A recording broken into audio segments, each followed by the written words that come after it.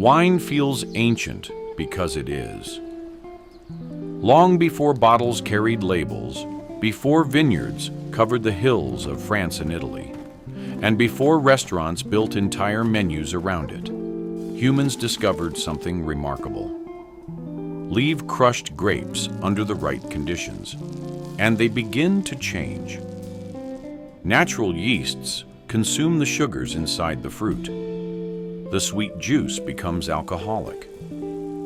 For ancient people who knew nothing about microorganisms or fermentation chemistry, the transformation must have seemed almost mysterious. Fruit became something entirely different, and once humans discovered it, they kept making it for thousands of years. But the history of wine is not simply the history of a drink. It is a story about agriculture, trade, religion, wealth, empire, colonization, science, and the extraordinary ability of humans to turn a seasonal fruit into something that could carry culture across generations. This is the history of wine. Before the vineyard, nobody knows who made the first wine, and there probably wasn't a single inventor. Wild grapevines grew naturally across parts of Western Asia and the Mediterranean world. Hunter-gatherers could collect the fruit just as they collected berries, nuts, and other seasonal foods. But grapes have an unusual property. Their skins naturally carry microorganisms, including yeasts. Crush ripe grapes and leave the juice sitting long enough, and fermentation can begin without anyone deliberately adding yeast. The earliest encounter with wine may therefore have been accidental. Imagine a container of crushed grapes left for several days. Someone returns. The juice smells different. It tastes different. And after drinking enough of it, the person feels different too. Whatever happened next, humans eventually learned to reproduce the transformation deliberately. Archaeological evidence from the South Caucasus indicates that people in what is now Georgia were producing grape wine roughly 8,000 years ago. Large pottery vessels contained chemical traces associated with grapes and wine. This was no longer simply people stumbling across fermented fruit. Wine was becoming technology. And to produce it reliably, humans needed grapes. Lots of them. Humans domesticate the vine. Wild grapes are unpredictable. Their vines compete with surrounding vegetation. Their fruit varies, and finding enough wild grapes every year is difficult. Cultivation changed that. Communities began encouraging and eventually growing grapevines where they wanted them. The vineyard was born. This represented an important commitment. A wheat field can provide a harvest relatively quickly. A grapevine asks for patience. It takes time to establish. It must survive seasons. It benefits from pruning and careful management. People who planted vines were investing in a future harvest. And once that investment existed, land itself became increasingly important. A productive vineyard was not simply somewhere grapes happened to grow. It was property capable of producing something valuable year after year. Wine was becoming connected to place. That relationship would eventually become one of its defining characteristics. Wine reaches the first great civilizations. As agriculture and trade expanded across the ancient Near East, wine traveled with them. It appeared in Mesopotamia and ancient Egypt, where wine was often more than an ordinary drink. Grapes required suitable land and considerable labor, making wine increasingly associated with wealth, ceremony, and status. Egyptian tomb paintings and archaeological remains reveal an organized process. Grapes were harvested, crushed, their juice collected, and wine stored in pottery vessels. Some containers even carried information about their contents and origins. People were beginning to care about where wine came from and who produced it. Wine had become more than fermented grape juice. It was becoming a commodity, and commodities travel. The Mediterranean Wine Network. The Mediterranean was almost perfectly suited to spreading wine. Warm summers supported vineyards, while the sea connected communities, separated by enormous distances. Ships could transport goods far more efficiently than people moving them over land. But transporting wine required something durable. The amphora provided an answer. These ceramic vessels could hold wine aboard ships, while their handles and narrow forms made them practical for transport. Soon, ships loaded with amphorae crossed the Mediterranean. A vineyard could now produce wine for people living hundreds or even thousands of kilometers away. Wine had entered international trade. The Greeks make wine culture. The ancient Greeks did more than produce wine. They built a culture around it. Wine appeared in mythology, religion, poetry, and social gatherings. Dionysus became associated with wine, fertility, and celebration. At gatherings known as symposia, wine accompanied conversation, entertainment, and intellectual discussion. But drinking also came with social expectations. Wine was commonly mixed with water, and how someone drank could communicate status and self-control. Wine had acquired rituals, rules, and special vessels. It was no longer simply agriculture. It was culture. And as Greek trade and settlements spread across the Mediterranean, wine traditions traveled with them.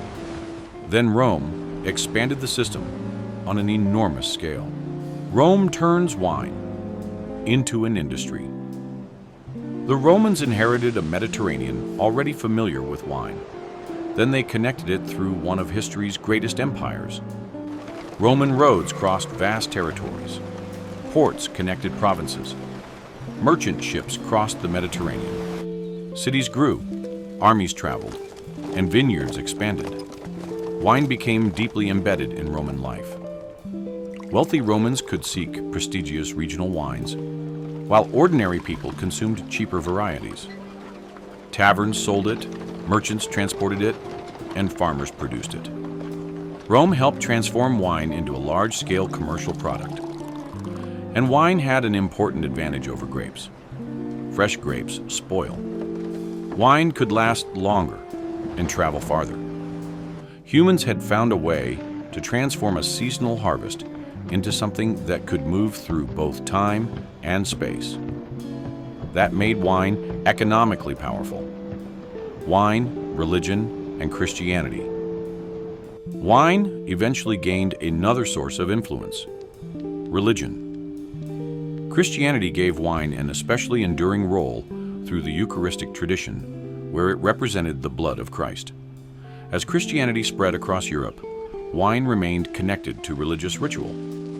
Churches needed it, religious communities produced it, and monasteries became important centers of viticulture. Monks worked the same vineyards generation after generation. They learned which slopes performed well, which soils drained properly, when vines should be pruned, and when grapes should be harvested. Over centuries, this knowledge strengthened the relationship between wine and geography. Certain places became famous for particular wines. The landscape itself became part of the product.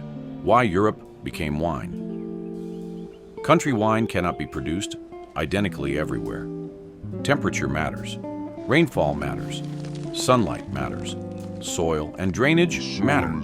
And grape variety matters. Over generations, European communities adapted vines and techniques to local environments. Famous wine regions emerged across France, Italy, Spain, Portugal, Germany, and elsewhere. Wine became connected to regional identity. A bottle could carry the reputation of the place where its grapes were grown. And that reputation had economic value. Control productive vineyard land, and you controlled something that could be sold far beyond the region itself. Once again, agriculture became power. Wine crosses the oceans. European maritime expansion transformed the geography of wine. Explorers, colonists, merchants, and missionaries crossed oceans. Vines followed. European settlers established vineyards in the Americas, while Spanish missions helped spread viticulture through parts of the continent. European grapevines also reached South Africa, Australia, New Zealand, and other suitable regions. Wine was becoming global, but this expansion was also part of colonization. Land changed hands. Indigenous communities were displaced or transformed. New agricultural economies appeared. Plants, animals, diseases, labor systems, and commodities crossed continents. Wine was one part of a much larger transformation of the world. California and the new wine world. Some regions outside Europe proved exceptionally suitable for grapes. California became one of the most important. Its Mediterranean-like conditions allowed vineyards to flourish. Commercial wineries expanded, technology improved, and American wine became increasingly significant. Then came Prohibition. Commercial alcohol production in the United States was severely restricted. Wineries closed. Vineyards changed purpose. Businesses and knowledge disappeared. After Prohibition ended, the industry rebuilt. Over the following decades, California emerged as a major wine-producing region, demonstrating that prestigious wine was no longer exclusively European. Wine's geography had permanently changed. The tiny insect that nearly destroyed European wine. During the 19th century, European vineyards faced catastrophe. Vines began dying. The culprit was phylloxera, a tiny insect associated with North American grapevines. European vines had little resistance to its attacks on their roots. As the pest spread, centuries-old wine regions suffered devastating losses. The eventual solution was extraordinary. European grape varieties could be grafted onto resistant American rootstocks. The grapes above remained European varieties. But beneath the soil, their survival depended on American roots. Much of European wine survived because two biological worlds were combined. It was a reminder that however sophisticated agriculture becomes, it remains dependent on biology. Science enters the bottle. For most of history, winemakers understood fermentation through experience. They knew what worked without fully understanding why. Modern microbiology changed that. Scientists revealed the role microorganisms played in fermentation. Understanding yeast, sanitation, temperature, and chemistry gave winemakers greater control. Then technology transformed production further. Mechanical presses, temperature-controlled fermentation, stainless steel tanks, laboratory analysis, modern bottling. Wine became increasingly scientific. Yet consumers continued to value tradition. Modern wine, therefore, became a combination of ancient agriculture and precise science. How a grape becomes a global product today, the journey from vineyard to glass involves an enormous system. Vines are planted and pruned. Grapes develop. Workers or machines harvest them. The fruit reaches a winery. It is crushed and fermented. Wine may mature in tanks or barrels before being bottled, transported, and sold. Eventually, a bottle can be opened thousands of kilometers from the vineyard where its grapes grew. A drink discovered before written history now moves through global logistics networks.